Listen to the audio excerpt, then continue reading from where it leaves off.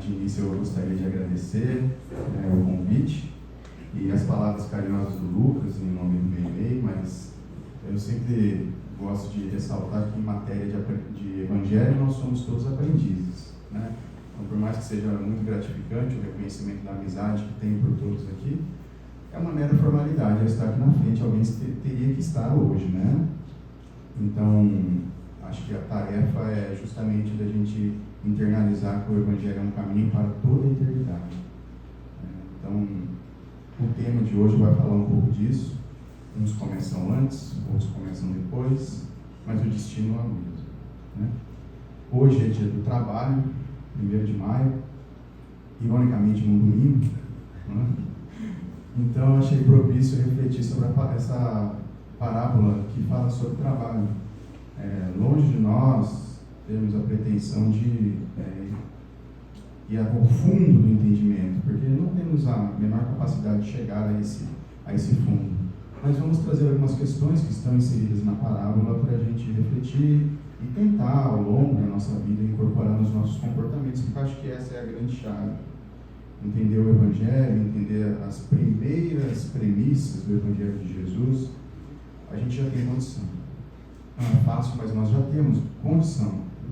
Agora, executar nos menores gestos, nas atitudes mais veladas, quando ninguém está vendo, a gente incorporar o Evangelho ali é mais difícil, né? Porque quando nós estamos no meio da comunidade, é quase que os olhos de um acabam conduzindo as nossas ações. Nós ficamos às vezes envergonhados, constrangidos de não fazer o que já reconhecemos que é o certo. Mas no momento que a gente está naquela atitude mais íntima, que é onde a gente realmente tem o poder de exercer a habilidade do cristão, porque a gente sabe que ali está a gente e Deus somente. E aquele que entende o Evangelho sabe que esse é o principal lugar, né? Porque no fundo é sempre a gente e Deus. Os trabalhadores da última hora falam um pouco disso, de como a gente espera um retorno, a gente espera um reconhecimento em virtude de uma ação. Essa é uma parábola que está no capítulo 20 do Evangelho de Mateus, versículo de 1 a 16, abre o capítulo 20 do Evangelho de Mateus, e coincidentemente, então, se é que existe coincidência, obviamente, mas também está no capítulo 20 do Evangelho segundo o Espiritismo. Talvez o Kardec teve a intenção de fazer essa relação, capítulo 20 com capítulo 20. Mas o fato é que essa passagem extraída por Kardec do Evangelho de Mateus é fundamental para a gente entender a natureza humana e o processo de renovação e progresso. E existe um mecanismo direto e certeiro para avançarmos espiritualmente: o trabalho. Não há outro caminho, né? No Livro dos Espíritos, a espiritualidade superior nos remete que o trabalho é toda atividade útil a nós e ao semelhante, àqueles que nos servem, né? Obviamente, cada um tem as suas potencialidades, cada um tem as suas características, cada um tem as suas habilidades. Por mais que achemos que não temos, todos temos condições de sermos trabalhadores de Deus aqui na Terra. Basta que nós elevemos o pensamento a Deus, que a gente peça força e tenha a humildade de abrir o coração e enxergar cada uma das situações. Porque todos nós, sem exceção, também é uma ferramenta de Deus. Então vamos ver um pouquinho no que estava acontecendo. Eu gosto muito de ver o contexto que Kardec retirou as parábolas, né? Porque o Evangelho segundo o Espiritismo, ele não segue a ordem cronológica da Bíblia. Kardec recorta trechos que têm um ensino moral e ele organiza de uma forma didática para que a gente possa entender o processo de elevação espiritual e principalmente que a gente consiga converter isso em ações do bem. Então o Evangelho é uma cartilha. Então eu acho curioso, não sei se essa é a melhor palavra, mas eu acho intrigante a forma que Kardec montou essa sequência. Então, por curiosidade, e no grupo de estudo que a gente participa de terça-feira, a gente faz isso. A gente visita a Bíblia e vê o que estava acontecendo antes, vê o que estava acontecendo depois, para entender o momento do fato que Kardec recorta e coloca no Evangelho segundo o Espiritismo como um ensino moral. O Evangelho segundo o Espiritismo é uma cartilha moral. Moral, a título de contribuição, né? O segundo livro dos Espíritos é a regra de bem proceder, e distinguir o bem do mal, e agir conscientemente no bem, é o que se espera. Uma vez que você consegue distinguir em cada situação qual é o bem ou o mal das consequências dos seus atos, voluntariamente nós deveríamos, pelo menos, agir no bem. Isso envolve, inevitavelmente, a capacidade de pensar, porque a gente tem que prever as consequências, temos que refletir, né? O que vai acontecer depois que eu falar, ou agir, ou pensar. Porque às vezes a gente esquece que o nosso pensar também transforma, né? Então, o que acontece depois que eu realizo esta ação? É responsabilidade minha. Então, eu deveria agir no bem para todos. Elevando-se moralmente, nós vamos ter um discernimento maior de distinguir o bem do mal, agir voluntariamente no bem para todos e não o bem para si ou o bem para aqueles que eu gosto. Então, acho que essa é a tônica da evolução moral. Envolve a razão, envolve o coração e o sentimento, porque nós estamos ligados emocionalmente, estamos ligados espiritualmente com o coletivo. É uma lei de Deus, a lei de sociedade, então evoluímos em conjunto. Mas sou eu que tenho que decidir, sou eu que tenho que pensar nas consequências das minhas atitudes. Então, é uma decisão individual que tem um impacto coletivo. O reflexo coletivo tem impacto individual, porque eu sou responsável. Tenho que arcar com as consequências daquilo que eu decidi fazer, né? Então, para desenvolver a inteligência e eu conseguir discernir o bem do mal, Deus nos deu uma ferramenta, o trabalho. Mas como é uma lei, vivermos em sociedade, inevitavelmente temos que trabalhar em conjunto. É mais ou menos essa tônica da parábola dos trabalhadores da última hora. Nesse trabalho em conjunto, que me eleva individualmente, eu necessariamente preciso entrar em relação. E nessa relação, no estágio que estamos, apaixonados por nós mesmos ainda, eu falo por mim, uma dificuldade imensa de desenvolver a humildade, de achar que o que eu faço não é bom, de querer vencer o outro. Talvez você já tenha superado essa fase, mas em mim ainda está muito enraizado esse senso de competição, de superioridade, o que é terrível. É o maior dos vícios, o egoísmo e o orgulho. Nessa relação, envolvidos ainda nesses vícios, nós nos comparamos o tempo todo. E essa comparação às vezes é nociva, porque nós não fazemos ideia do trajeto que o outro teve até chegar ali naquele convívio. E nós às vezes comparamos características muito superficiais e nos perdemos.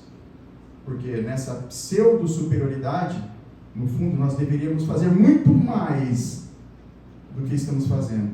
E às vezes o outro, que nós julgamos inferior, está fazendo um esforço imenso e se transformando, porque ele vem de um passado às vezes mais escuro do que o nosso. E as nossas ferramentas eram mais precisas. E nós deveríamos trabalhar com mais dedicação.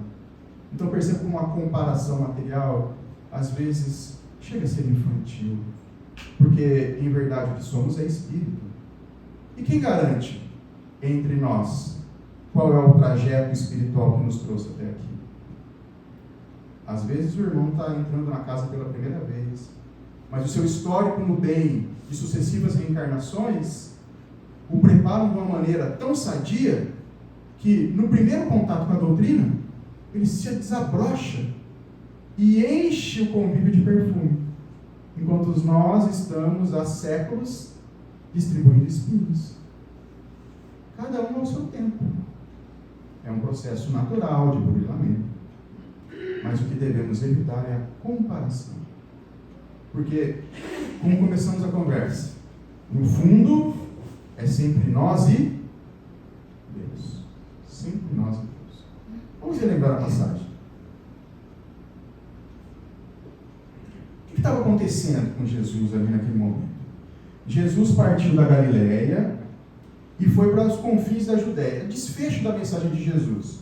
Capítulo 20 do Evangelho de Mateus, que tem mais 7 capítulos, e o desfecho de Jesus na Judéia depois. Mas é uma longa viagem, né, a pé, nas estradas, em conjunto, em comunhão com as pessoas que chegavam até ele pedir ajuda, e diz o Evangelho que ele curou multidões, que multidões Na verdade, não só multidões, grandes multidões o seguiam. Então, acho que a imagem é até singela, porque tem uma pequena multidão ali. Mas uma multidão já é bastante pessoas, grandes multidões, imagina-se que isso é multiplicado, né? E ele as curou, chegavam as pessoas, ele acolhia e curava, do ponto de vista físico e do ponto de vista espiritual. Tá? E nessa passagem, se aproximou um jovem e lhe disse: Mestre, o que eu preciso fazer para entrar no reino dos céus? A entrada no reino dos céus é a tônica da conversa. Que bem farei para conseguir a vida eterna? Por que me chamas bom? Não há bom senão um só, que é Deus. Se queres, porém, entrar na vida, guarda os mandamentos. Quais? Não matarás. Não cometerás adultério. Não furtarás. Não dirás falso testemunho. Honra teu pai e tua mãe. E amarás o teu próximo como a ti mesmo. Tudo isso tenho guardado desde a minha mocidade. O que me falta ainda? Uma coisa te falta. Se queres ser perfeito, vai, vende tudo o que tens e dá-o aos pobres, e terás um tesouro no céu. E vem e segue-me.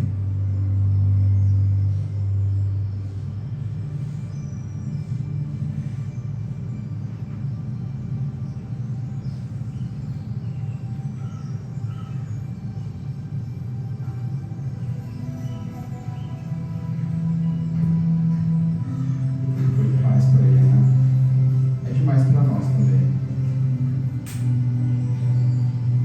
Em verdade vos digo que é mais fácil passar um camelo pelo fundo de uma agulha do que entrar um rico no reino de Deus.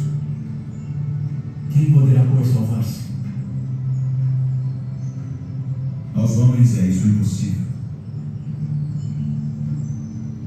mas a Deus tudo é possível.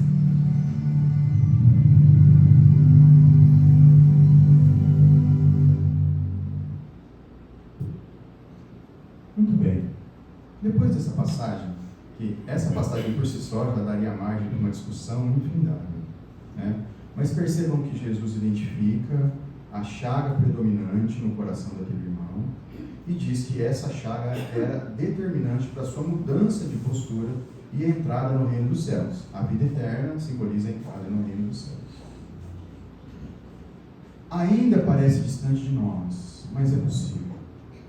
A questão dominante aqui, não vou entrar no mérito da passagem em si, porque isso seria um tema para uma outra conversa, mas na sequência, os apóstolos, os discípulos, os companheiros que estavam seguindo a viagem com Jesus, ficam intrigados, porque vocês percebem que o jovem se aproxima, ele não seguia Jesus, ele se aproxima e faz uma pergunta, como ele consegue a vida eterna e a entrada no reino dos céus. E Jesus responde: tá, e daí? E daí que vamos supor que ele fizesse? Ele entraria. Concorda? Quem começou o trajeto com Jesus desde lá da Galileia, nos primeiros chamados? Aí eles ficam na dúvida: então não importa eu estar aqui, eu posso começar a qualquer momento? Ele vai também entrar do mesmo jeito que eu vou entrar? É uma dúvida que estava ecoando na cabeça dos discípulos. E Simão Pedro, mais corajoso, mais rude às vezes até no trato, chega para Jesus e pergunta na real, né, mestre, e nós, que te seguimos desde os primórdios da jornada, né? A gente vai receber a mesma coisa que ele, que acabou de chegar? Tudo bem, ele não fez, mas se ele fizesse, a gente vai receber a mesma coisa? Bem, então estou perdendo tempo. Né? É essa dúvida de Simão Pedro. E aí Jesus conta a parábola dos trabalhadores da última hora, justamente para esclarecer e acalmar o coração de Simão Pedro e de todos que estavam ali, que estavam indignados com a situação. Né? Então a dúvida de Simão Pedro é legítima, porque se nós fizermos um paralelo com o material, nós ainda ficamos incomodados. Basta a gente saber que fulano tem o mesmo salário que a gente quando acabou de ser contratado. A gente achou absurdo isso, né? Como se tivesse alguma coisa a ver com a decisão legal ou profissional do nosso empregador. Mas o fato é que essa é a angústia de Simão e de todos que estavam ali. Alguns não tiveram coragem de se expressar. Mas Simão diz: eis que nós deixamos tudo e te seguimos. Que recompensa, pois, teremos? Então, final capítulo 19 de Mateus, a passagem do jovem rico. Abertura do capítulo 20, a explicação de Jesus com a parábola dos trabalhadores da última hora. Então Jesus responde, primeiro, antes de contar a parábola, ele faz uma introdução, digamos assim, né? Em verdade vos digo, aquele que tiver deixado casas ou irmãos, irmãs ou pai ou mãe, por amor do meu nome, receberá o cêntuplo e entrará no reino dos céus. Herdará a vida eterna. Então primeiro ele acalma Simão. Olha, quem deixou casa, família e se dedicou à missão, entrará no reino dos céus e alcançará a vida eterna. Mas existe um porém, que muitos serão muitos que são os primeiros serão os últimos, e muitos que são os últimos serão os primeiros. Então Jesus fala: olha, quem veio desde o início vai alcançar o objetivo, entrar no reino de Deus, conquistar a vida eterna.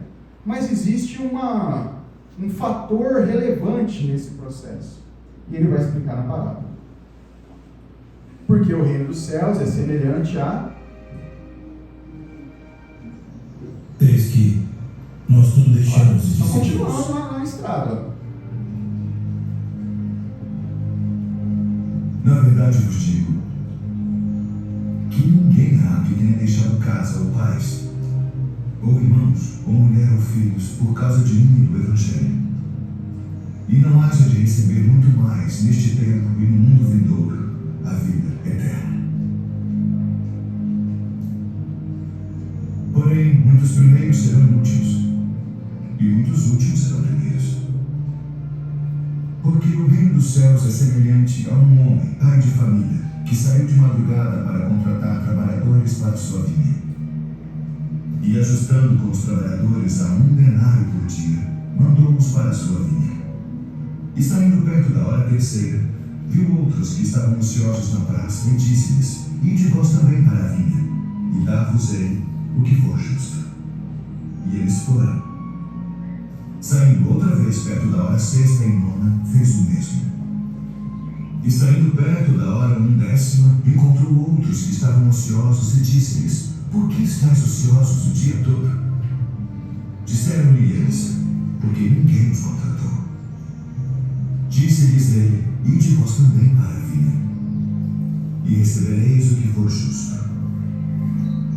E aproximando-se a noite, disse o senhor da vinha ao seu mordomo: chama os trabalhadores e paga-lhes o salário, começando pelos últimos até os primeiros.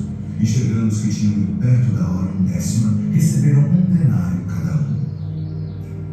Chegando, porém, os primeiros, cuidaram que haviam de receber mais, e também receberam 1 denário cada um.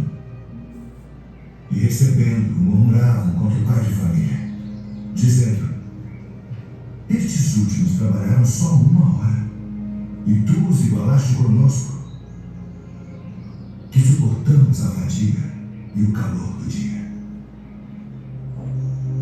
Ele, porém, respondendo, disse a um deles: amigo, não te faço agravo. Não ajustaste tu comigo por 1 denário? Toma o que é teu e retira-te. Eu quero dar a este último tanto quanto a ti. Ou não me é isso para fazer o que quiser do que é meu? Ou são maus os teus olhos porque eu sou bom?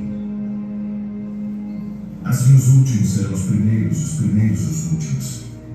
Porque muitos são chamados, mas poucos escolhidos.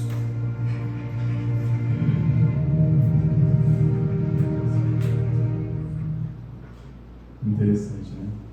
Pedro não chega a verbalizar, percebe a intenção do pensamento, né?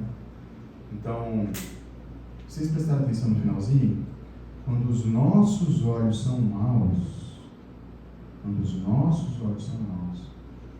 todo o trajeto que fizemos acaba sendo distorcido e corrompido. Porque, no fundo, os olhos refletem a vibração da alma. Então, se a nossa alma está com inveja, com orgulho, desconfiado, revoltado, os nossos olhos expressam isso. É a forma de ver e sentir a vida, simbolizada pelos olhos. Não é? Então, o trabalho por si só é sempre útil, mas nós podemos tirar mais proveito quando nós temos os olhos bons. Vamos ver alguns pontos específicos da passagem que nos chamou a atenção. Primeiro, destacando que a dúvida de Pedro é a nossa dúvida, não é?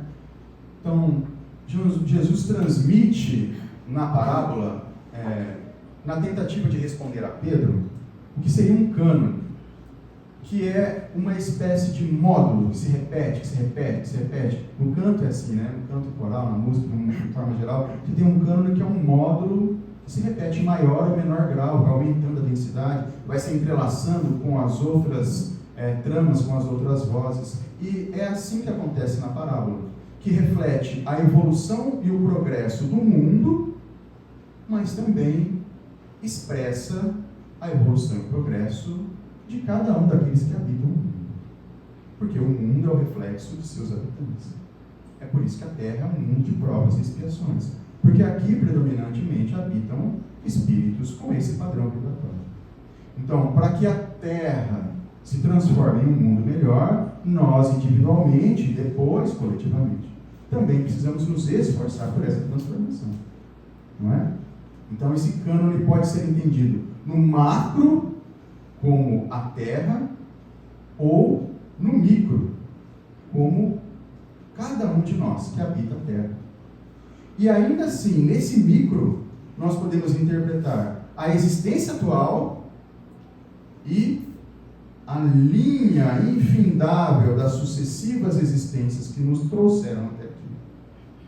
É sempre uma aproximação e um afastamento do Evangelho. Porque ele serve, ele modula, ele conduz todas essas relações. Porque o Evangelho é a mais perfeita interpretação da lei de Deus que nós temos acesso. Então nós sabemos que ali está o roteiro seguro e explica todas as coisas. Nós é que às vezes não temos condição de extrair essa explicação. Né? Mas é poético. No fundo está expressando o progresso espiritual. Progresso que é uma linha onde pessoas em diferentes posições se juntam com um objetivo comum.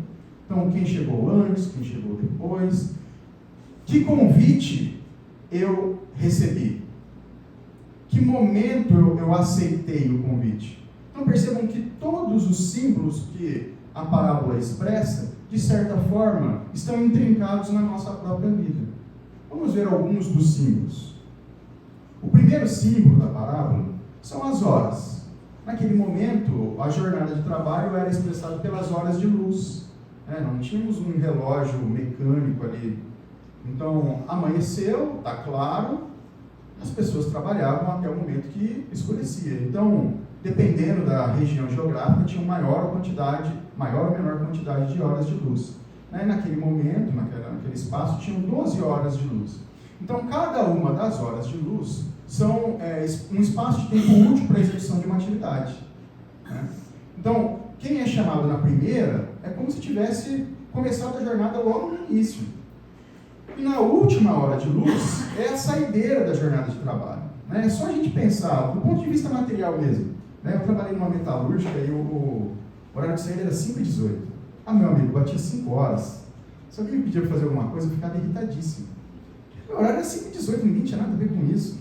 5h17 eu devia estar trabalhando alegremente. Mas perceba como essa relação do mundo material já nos incomoda. Do ponto de vista espiritual, se a gente pensa que teve alguns irmãos que foram convidados na última hora de luz, seria muito conveniente para ele falar assim, deixa quieto, amanhã eu vou. Já passou mesmo. Mas eles aceitaram.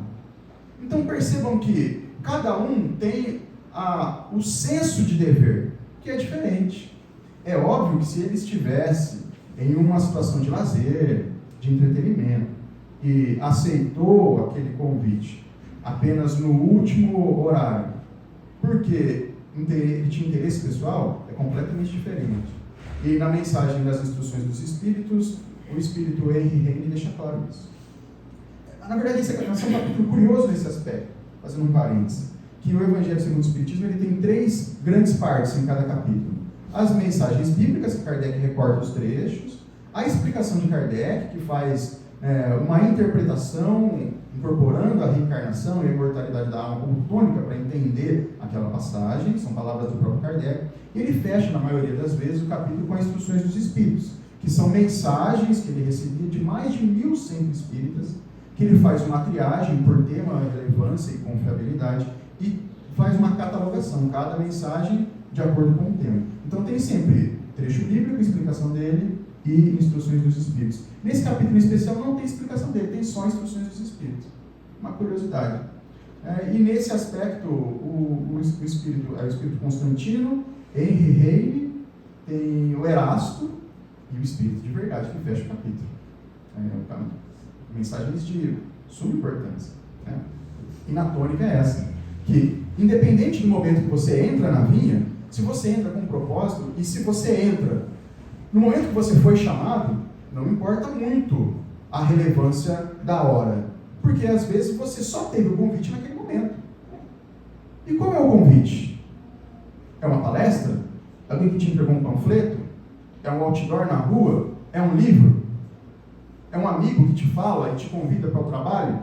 Com essa infinidade de trabalhos a benefício, de nós primeiro e depois daqueles que precisam de ações materiais que o e-mail oferece?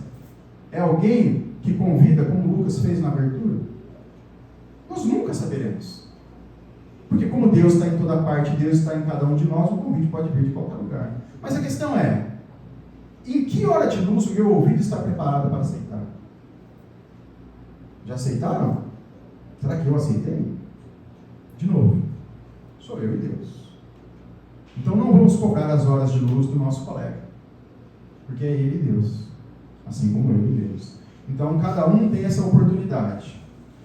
A decisão do Senhor da Vinha foi justa? Foi sensata? Porque não foi com a gente, né? Jesus falou, então a gente aceita, mas na hora que a gente está ali, recebendo o salário do cara que trabalha um pouquinho, a gente fica, Tinha um amigo lá em Dracena que falava que todo mundo que chegava na sopa tinha que começar lavando o panelão. Ele falava com um tom de deboche, assim, Mas você vê que expressa ainda essa raiz, Mas por quê? Por que a pessoa não pode chegar e fazer a leitura do Evangelho? Qual a diferença? Para Deus isso não faz diferença. Se você está lavando a panela com aquele amor, é a mesma coisa de quem está fazendo a palestra. Mas você vê como a gente vai criando castas do trabalho no bem, olha que incoerência, Então, assim, mostra muito do que está no nosso coração, Então, nesse aspecto é importante lembrar o seguinte, o Senhor da Vinha, que é um pai de família, o agricultor, ele é um pai de família. Jesus se refere a ele como um pai de família, não fala o lavrador. A gente usa a palavra agricultor por causa da vinha, que é sinônimo, Trabalha com o plantio. Mas Jesus se refere a ele como pai de família. Então, o pai de família, ele fez um contrato apenas com os primeiros. Com os outros, ele diz, venha que eu te darei o que for justo. Não fala a quantidade. Agora, com o primeiro ele faz. Te darei 1 denário. Beleza? Olha eu falando beleza. Ele fala, tudo bem? Tudo bem. E aí ele aceita 1 denário. Então, com os primeiros, que foram os únicos que reclamaram, ele fez um contrato verbal. Não sei se tem alguém do direito, aqui minha esposa do direito, ela vem fazendo um contrato verbal comigo, depois ela me cobra. Então existe essa característica do contrato verbal. Tem um contrato ali. Ele aceitou, ele poderia não ter aceitado. Ele disse, olha, não, eu prefiro 2. Tudo bem, mas naquele momento ele aceitou. Então por que depois ele muda de opinião? Por causa da comparação. Coração corrompido, envolvido em vícios morais, que nessas relações se acha superior ao outro. No fundo, o que acontece com Pedro, acontece com nós. A gente se acha superior. Pedro estava se achando superior. Nossa, mas eu estou aqui, mestre, eu te ajudo desde sempre, Esse cara chegou agora, eu sou melhor que ele, o reino dos céus tem que me dar uma posição de destaque em relação a ele. E não é assim que funciona, porque Jesus estava tratando do reino dos céus, não estava tratando de uma lavoura comum do nosso dia a dia.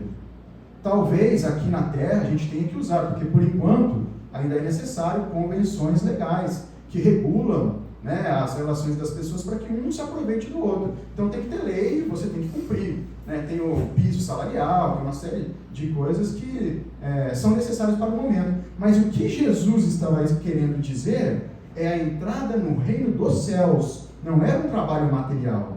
Então a interpretação é completamente diferente. E é importante que a gente reflita, antes de mais nada, o que é o reino dos céus para nós. O que para Jesus é o reino dos céus? Porque ele começa a parábola falando isso. Primeiro ele acalma Pedro. Fica tranquilo, Pedro. Quem largou tudo e me seguiu vai receber o centro até aqui na terra, porque já vai ter aquela paz de espírito, aquela sensação de dever cumprido. Então aqui na terra você já começa. Mas lá no plano espiritual você vai ter o centro disso. Mas o reino dos céus é diferente a entrada, não é bem assim. E ele vai explicar o reino dos céus. E o que é o reino dos céus? É o plano espiritual? No plano espiritual tem gente de todos os matizes, tem gente que sofre, tem gente que está feliz. Então não é o plano espiritual. É a terra? Também não é a terra. Porque senão todo mundo aqui estaria feliz. Todo mundo estaria aqui numa situação plena, né? Pacífica, não estaríamos em guerra. Então também não é aqui. O que é o reino dos céus para Jesus? Que a gente vai ter que entrar, que essa parábola simboliza como que entra. O que está no reino dos céus? Para tentar responder essa questão, no livro Boa Nova, no capítulo 3, primeiras pregações, Jesus, logo que chega a Jerusalém, uma das primeiras vezes que ele vai a Jerusalém, já em idade adulta, iniciando a tarefa, ele encontra um sacerdote denominado Hanã. E nessa conversa de desafio, de soberba do sacerdote, ele responde, e aqui está a charada para entender como Jesus interpretava o reino dos céus, e como nós devemos interpretar também, uma vez que somos seus discípulos. O reino de Deus é obra divina aonde? No coração dos homens. No coração dos homens está o reino de Deus. Não é um lugar circunscrito. Isso também está no Evangelho de Lucas. Eu copiei aqui, capítulo 17, versículo 21. Coloquei uma colinha porque eu jamais iria lembrar disso. O reino de Deus não tem aparência. Jesus estava no meio das pessoas e foi abordado sobre o reino de Deus e ele foi explicar, uma resposta rápida, que o reino de Deus, ninguém poderá dizer que ele está aqui ou ele está ali, porque o reino de Deus está dentro de vós. O que a gente pode interpretar disso? Que o reino dos céus é um estado de espírito. É construído por esforço próprio. É um sentimento sublime que só alcançaremos quando nos integrarmos à lei de Deus, a lei de amor, aquele sentimento de paz por sabermos que estamos à disposição de Deus de forma ininterrupta. Porque a gente sempre faz uma relação, uma analogia com o estado material. A gente acha que tranquilidade é não passar necessidade. Obviamente a gente associa o reino dos céus a um estado de tranquilidade, essa visão passiva do céu e do inferno que a gente traz no nosso histórico religioso. E a gente acha que quando a gente está tranquilo, a gente está no céu. A gente até usa essa expressão popularmente. E quando a gente tem muitos problemas, muitas atividades, trabalho muito intenso, a gente acha que não está no céu. O que é uma ilusão. Porque os céus trabalham muito, mas trabalham feliz. Porque você está trabalhando com amor, com dedicação. Na psicologia já tentam se explicar esse estado, onde você entra no, não sei se assim pronuncia, mas aquele estado de flow, que você trabalha de forma ininterrupta, que é um prazer tão intenso que às vezes as pessoas até esquecem de comer, de tão integradas que estão à tarefa. Se não me engano, é a teoria da psicologia positiva que estuda esse aspecto, dentre muitos esse aspecto, da positividade e do prazer ao exercer. E por isso que materialmente nós vemos pessoas muito abastadas, mas que moralmente sentem-se no inferno. Não estão bem com os familiares, eles não estão bem com os filhos. É um processo de resgate, obviamente. Mas elas se sentem em um ambiente de dor, de dificuldade. Então não é tranquilidade material que vai trazer essa paz. Esse reino de Deus é muito mais profundo, porque nos integra a nossa verdadeira essência, que é a criatura espiritual. Estamos temporariamente na carne. É só uma passagem aqui bem rápida, por incrível que pareça. Então, o reino dos céus é esse estado de espírito. Mas como eu alcanço? Nós já sabemos, né? A vivência da caridade. No capítulo 15, Kardec destaca que fora da caridade não há salvação. Se a gente fizer a analogia material de que aquele que se salvou está no reino dos céus, o que ele precisou fazer para se salvar? Caridade. Perceba como a gente tem que sempre usar essa combinação de pensamento, né? Não adianta alguém chegar e falar assim, Rodrigo, faz a caridade, ajuda aqui, ó. Se eu não estiver disposto a entender, essas sentenças que parecem simples não fazem sentido. Porque não me emocionam, não me marcam. Aí eu não memorizo. Mas o fato é que a vivência da caridade, que é essa dedicação ao próximo, essa prática do bem desinteressada, é a essência que nos transforma pouco a pouco e gera essa consciência de dever cumprido, essa paz de espírito. Sabe quando a gente chega em casa, tem aquele senso de bem-estar, que fez o certo? Esse é o reino de Deus. É uma portinha do reino de Deus. Agora imagina sentir isso todo o tempo. Mas para isso eu preciso fazer a coisa que eu considero certa todo o tempo. E como nós estamos entendendo a lei de Deus gradativamente, então o nível de complexidade e o nível de interpretação da lei de Deus também modifica. É por isso que cada hora parece que eu trabalho mais. Eu trabalho mais mesmo. Porque eu já tenho condição de entender os problemas mais discretos e escondidos.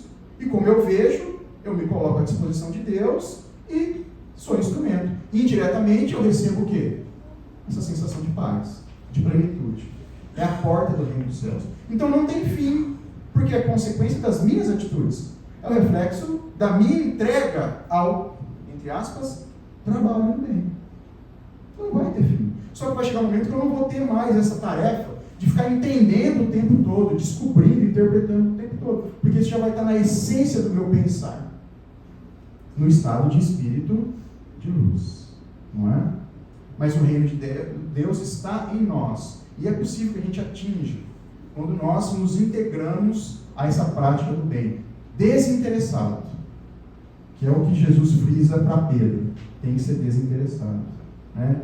O reino de Deus é a edificação da sabedoria e a conquista do amor. Temos que trabalhar para conquistar. Porque é árduo amar as pessoas. Eu tenho que deixar, às vezes, o que eu gosto, porque eu sei que o que eu gosto está fazendo mal para a pessoa. Aí eu tenho que parar de fazer para a pessoa não sofrer. Dos mais variados matizes, dos vícios materiais aos comportamentos morais. Pessoas como eu, que infelizmente ainda gostam de vencer os outros, eu tenho que parar com isso. Porque o derrotado está sofrendo. Nos mais variados aspectos. Isso quando a gente ganha, obviamente, né? Que é uma vitória bem falsa, né? Uma vitória temporária. Pode dar qualquer exemplo, uma discussão. Né? Tem sempre alguém que sofre. Se ela sofre por reflexo das minhas atitudes, sou responsável. Nunca vou ter paz. Não vou ter paz. Não vou entrar no reino dos céus assim. Porque o reino dos céus é um estado de espírito. Não é? Tem gente que adora aqui ser uma discussão, né? Tem que jogar as lágrimas de quem está chorando depois, né? Isso é tão difícil, né? Terrível pedir desculpa. Eu vou às vezes pedir desculpa quando eu consigo pedir, né? Aquele nó na garganta, aquele arrependimento, mas na hora que o coração está vibrando ali, você fala assim, eu não vou deixar ele ficar por cima, né? E o mais difícil, né, é que quando você se segura, você devia ficar feliz. Nossa, olha que delícia, hoje eu consegui me segurar. Hoje eu não fiz ninguém sofrer. Mas só que a gente não sente isso. Quando eu consigo me segurar, aí depois às vezes eu estou em casa assim, e parece um videogame, eu fico relembrando o que eu deveria ter dito e não disse. Uma coisa tão horrível. E aí, a hora que você lembra daquele fato, seu coração acelera, tipo, deitado no sofá. Parece que você está lá revivendo a cena. É um cânone, né? A ausência do trabalho e a fuga da vinha também é um ciclo sem fim, né? Mas a vinha é o mundo, já deu para entender, né? Então, o próprio planeta que habitamos em nossa jornada evolutiva. Essa é a vinha. Né? E o pai de família? O agricultor, quem é? Essa é fácil, né? O agricultor é Deus. Com bondade infinita, o pai de família, Deus, Senhor da vida, nos oferece de hora em hora em diferentes momentos, na primeira hora de luz ou na última hora de luz, a oportunidade de entrarmos nesse flow, nesse processo de transformação ininterrupta e auxiliar na construção do mundo. Porque todos os trabalhadores da vinha são responsáveis pelo resultado final da colheita. O saldo, como você vai discernir quem fez mais, quem fez menos? Isso pouco importa a hora que o vinho está pronto, não é? Mas entrar é uma escolha individual. Então Deus oferece de hora em hora para cada um de nós. Então, se nós atentarmos aos ouvidos, aos olhos, ao coração, nós vamos ver esse chamado de forma ininterrupta. Venha para a vinha, venha para a vinha. A gente tem que aceitar. Os trabalhadores. Qual é o símbolo dos trabalhadores? Somos nós, né? Os trabalhadores somos nós. Que ainda de forma vacilante, em diferentes momentos, em diferentes estágios evolutivos, uns mais preparados, outros ainda mais rústicos do coração, nem sempre estamos ali, digamos assim, prontos, mas se o convite vem, nós nos preparamos durante o processo. Estamos aqui ouvindo o chamado, escolhendo se vamos aceitar ou não. A vida é um chamado ininterrupto. E como nós vivemos na vinha, estamos o tempo todo em contato com quem nos chama, que é Deus. Um outro símbolo interessante. O trabalho. O trabalho são as ações, os estudos, as expiações e as provas que Deus nos oferece durante a vida, quando aceitamos, e que nos melhoram. Desenvolvem a inteligência que nos dá a condição de discernir o bem do mal e escolher voluntariamente fazer o bem. Então, cada desafio, cada relação no trabalho, na família, no círculo de amizade, nos oferece a oportunidade de acumular informação, de acumular experiência, para que quando a gente entra em conflito, a gente tenha a condição de prever as consequências dos nossos atos e agir voluntariamente no bem para todos. O trabalho desenvolve, primeiro, essa relação fraterna entre todo mundo que está junto na vinha, mas individualmente desenvolve essa capacidade de pensar. Que aí depois, racionalizando, eu vou carregar a minha decisão de sentimento, de emoção, de amor, para que também não seja uma ação fria e calculista. Não é? Mas o trabalho são as lutas, são as experiências do mundo.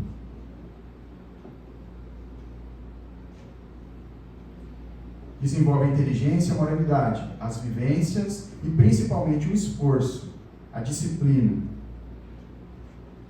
O salário. Esse é curioso, né? O que é o salário? É só a gente pensar que é uma coisa que todo mundo recebe, do primeiro ao último. O que é o salário? Já falamos, né? Indiretamente. O que vocês acham que é? Que quem começa e quem já está há anos tem igual a felicidade. Jesus não abre o Sermão da Montanha falando das bem-aventuranças, da felicidade futura, da conquista de virtude que vai trazer essa felicidade ininterrupta. O salário é a própria felicidade. O salário é esse estado de espírito. Parece irônico, né? Mas o salário é a própria paz. Porque pensem o seguinte, qualquer que seja das virtudes, vamos pegar aquela que é mais comum, que a gente reclama, que quer ter, mas no fundo é mentira, a gente não quer ter não, mas que a gente fala que gostaria de ter um pouquinho mais, a virtude da paciência. Não é? Quem tem paciência desde a infância, e quem conquistou a paciência na vida adulta, é mais ou menos paciente? Não é nada, ele só é paciente, os dois são pacientes iguais. Quando acontece um problema, ele tem calma, serenidade, tranquilidade para resolver e esperar, se não se resolver. Não tem distinção, porque depois que você conquistou a virtude, você vai exercê-la. A diferença está que quem conquistou há mais tempo sente a paz num período maior, mas a partir do momento que a gente sente essa felicidade, que a gente conquista essa virtude, o estado de plenitude é idêntico. Então, quando nós nos transformarmos um dia em espíritos de luz, vai demorar um pouco. Mas qual a diferença daqueles que já estavam no anterior? Nenhuma. Uma diferença é que eles estão integrados à lei de Deus há mais tempo, eles sofreram um período que pode ser diferente do nosso, porque a gente pode ter se dedicado mais e chegado lá mais rápido, mas pode ser que eles foram criados há mais tempo. Porque na lógica da criação, Deus para de criar? Não, porque Deus existe e cria. De forma nós nem sabemos direito o que é Deus, para começar, né? Mas do ponto de vista que a gente consegue interpretar, a gente sabe que Deus é onipotente, onipresente, não tem começo, não tem fim, obviamente trabalha em todo esse período, então ele está nesse exato segundo, ele está criando. Então a jornada desse espírito, ou desse ser, dessa essência que foi criada nesse instante, começa agora e vai se deslocar durante um fragmento que depende dele. Enquanto estamos encarnados, nós dividimos isso em frações de segundos, minutos, porque é conveniente por causa das nossas células, que tem um período útil, digamos assim. Mas o tempo não existe no plano espiritual. Nos trabalhos mediúnicos a gente sabe. Nós encontramos irmãos que estão vivendo o mesmo episódio 200, 300 anos. Basta ler os livros. Quem não teve oportunidade de participar de um trabalho mediúnico, mas que leu a literatura espírita, vê que os espíritos ficam cristalizados no pensamento, naquele episódio de dor, durante séculos. Que tempo é esse que prende a pessoa? Não. É a condição mental dela, que não tem forças para sair. Sem ausência de julgamento. É a condição que ele tem no momento. Aquilo foi muito forte. Mas quando ele se desprende daquele episódio e percebe que tem milhões de outras relações para serem feitas, às vezes a velocidade que ele recupera esse período é muito maior. Emmanuel diz que, às vezes, o assassino de ontem é o enfermeiro que te estende o copo d'água amanhã. Porque a velocidade dele depende dele. Depende do esforço, da disciplina e da entrega. Então, se nós ficarmos aqui 11 horas de luz trabalhando, mas reclamando e insatisfeitos, porque está todo mundo feliz, e eu deveria estar mais feliz, ou receber mais felicidade do que eles, a felicidade não vem. Porque a hora que eu penso negativamente, o salário da felicidade vai embora. Porque quando eu me comparo, eu deixo de estar feliz e perco o principal, que é aquele bem-estar, aquela sensação de paz. Basta ver, você está super feliz com o seu carro. Aí o vizinho para o carro novo lá. Você fala, caramba, mas ele pegou uma promoção, hein? Se eu tivesse esperado uma semana. A gente faz isso o tempo todo com as coisas. Só que a gente não deve fazer isso com as virtudes. Porque a hora que a gente atinge a felicidade, isso seria maravilhoso, porque todo mundo estaria em comunhão de pensamentos. Não teria guerra nem divergências. Porque nós veríamos no outro um irmão que merece ser feliz como eu. Então eu faço o que for preciso para ele ser feliz, porque eu tenho certeza absoluta que todos à minha volta estarão fazendo o possível para que eu também sinta feliz. É uma rede, mas nós quebramos a corrente. Alguém fica sem felicidade. Então o salário é a felicidade. É esse sentimento de plenitude, de realizar o nosso dever perante Deus. Essa bem-aventurança, a alegria de ser útil, a conquista da virtude que nos faz integrar a lei de Deus. Tem uma questão do Livro dos Espíritos que diz que o objetivo da encarnação, um dos, é cumprir a nossa parte da obra da criação. Então, além de nos transformarmos, nós temos também como dever, uma vez encarnados, cumprir a nossa parte na obra da criação. Então, quando a gente se revolta, a gente perde o salário, a gente perde esse reflexo, porque a gente sai desse estado de pensamento, desse padrão vibratório que nos faz tão bem. Então a explicação do agricultor, teu olho é mau porque eu sou bom, assim os primeiros serão os últimos e os últimos serão os primeiros, é um alerta. Simboliza a inveja, o ciúme, uma das piores chagas da humanidade. São filhos diretos do egoísmo e do orgulho. E demonstram o desejo dos nossos irmãos, ou da gente mesmo, de ter o do outro, sem pensar que o que o outro tem é ferramenta para a evolução dele. E o que eu recebo da vida é ferramenta para a minha evolução. E o pior é que a gente combinou isso antes de reencarnar. Porque antes da gente nascer aqui na Terra, nós planejamos, pelo menos a maior parte dos espíritos nesse estado, tem a oportunidade de planejar o processo reencarnatório, ou pelo menos conhecer. E antes de reencarnar, a gente traça o plano, né? a gente acerta com a espiritualidade, quem vai ser os nossos pais, o objetivo daquela convivência, né? A gente quer recuperar os débitos, a gente quer ser útil, vamos contribuir, eu vou melhorar, eu já entendi como é que funciona.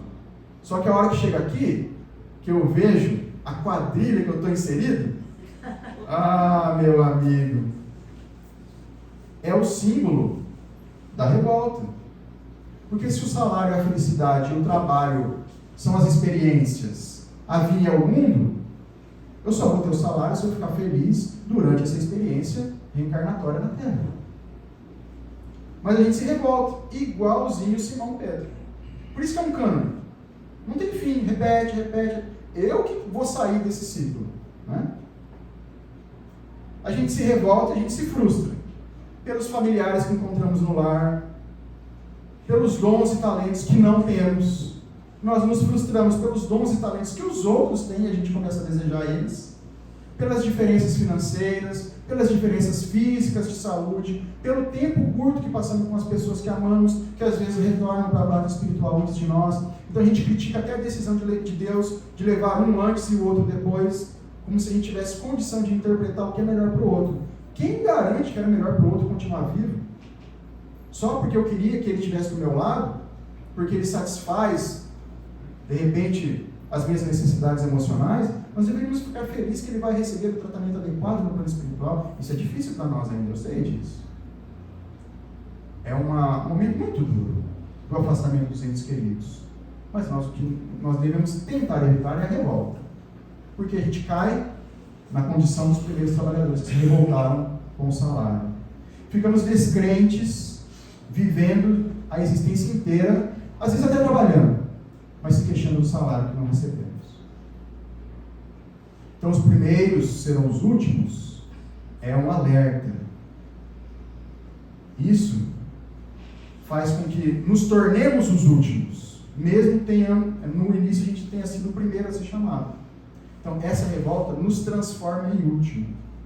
Emmanuel, no livro Pão Nosso, ele tem uma lição, são 2 páginas que é maravilhosa a lição.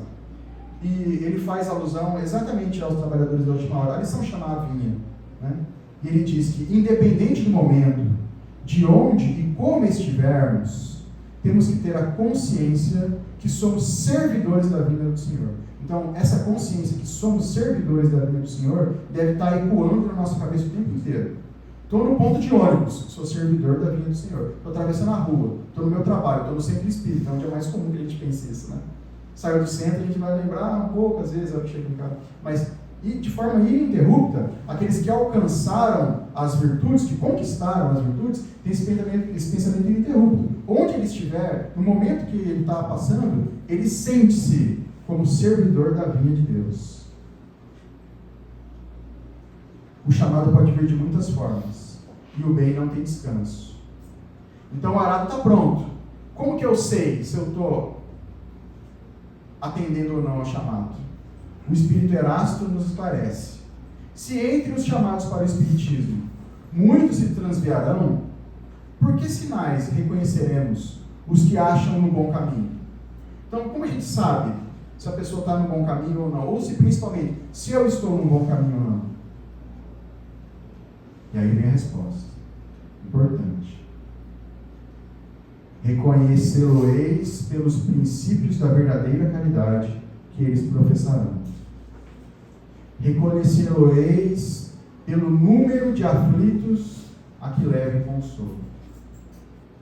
Reconhecê-los-ei pelo seu amor ao próximo, pela sua abnegação e pelo seu desinteresse pessoal. Eu já tinha ficado fora ali no primeiro, né? Mas a hora que chegou no terceiro, eu vi que realmente eu não consigo aceitar o chamado de verdade mesmo. Já é um começo, óbvio, né?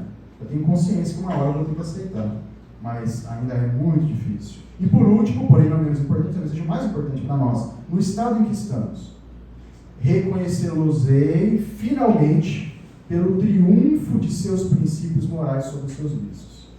Então, é essa que é a tônica, que no outro capítulo também a espiritualidade nos explica, que o verdadeiro espírita se conhece pelo esforço que faz para superar as más tendências. Aqui Erasto resgata essa máxima. Reconhecê-lo-eis, aqueles que estão no caminho certo, que estão trabalhando na vinha, quando ele triunfa diante dos vícios. Então, qualquer vício que vocês estejam lembrando que vocês tenham, não importa qual seja, comecem devagar, mas tentem superar, porque esse é um caminho sem volta, não é? E já em vias de conclusão, antes que sirvam o almoço aqui para nós, uma pergunta que vai ficar ecoando, pelo menos ficou ecoando aqui na minha cabeça quando eu estudava junto com a equipe de terça-feira. Será que realmente estamos aproveitando nossas horas na vinha? Será que estamos? Porque na vinha estamos. Agora, se as horas estão sendo úteis para o nosso desenvolvimento, estamos fazendo o que Deus espera de nós, aí de novo, é a gente e Ele. Que tenhamos força para refletir e se acharmos que estamos distantes, ainda dá tempo. Porque amanhã o sol vai nascer de novo e teremos outra hora de luz. Que Deus abençoe a todos.